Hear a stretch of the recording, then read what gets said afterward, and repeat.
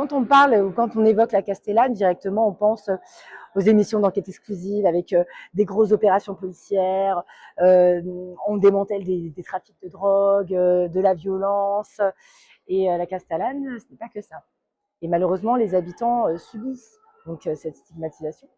Quand ils disent j'habite à la Castellane, directement c'est chaud, ah, comment c'est, avec tout un imaginaire collectif. On a l'impression qu'on va enjamber un cadavre en arrivant à la Castellane, alors que la Castellane, bah, c'est une trentaine d'associations, des collectifs d'habitants, des habitants d'ailleurs très très volontaires. Je viens de région parisienne et je n'ai jamais vu un quartier aussi dynamique que la Castellane.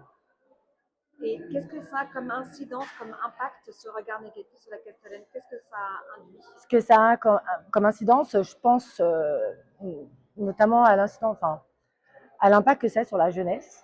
Parce que la jeunesse intériorise l'image qu'on véhicule du quartier. Donc on avait fait un exercice avec les jeunes, c'était de monter une émission qui s'appelle La Castellane, vue par les habitants et par ceux qui ne la connaissent pas. Et donc quand ils ont imaginé des questions qui comptaient à les poser sur Aix-en-Provence, bah, c'était que des questions comme est-ce que vous trouvez que la Castellane est une cité dangereuse? Que pensez-vous du trafic de drogue à la Castellane? Êtes-vous capable d'être ami avec un habitant de la Castellane?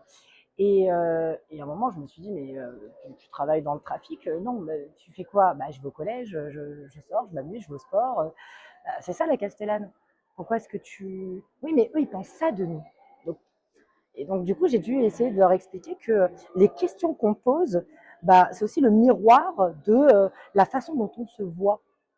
Et il est important déjà de savoir aussi que la Castellane, c'est un grand festival chaque année, le Casté Festival, qu'on félicite, qu'on a félicité hein, les jeunes qui obtenaient leur diplôme, donc vraiment du passage en sixième au bac, il y a vraiment toute une cérémonie pour féliciter la jeunesse, et n'en parlons même pas des masters, donc les grandes fêtes. C'est des femmes qui se mobilisent, qui prennent soin des seniors. C'est vraiment une dynamique en termes de société civile qui est remarquable.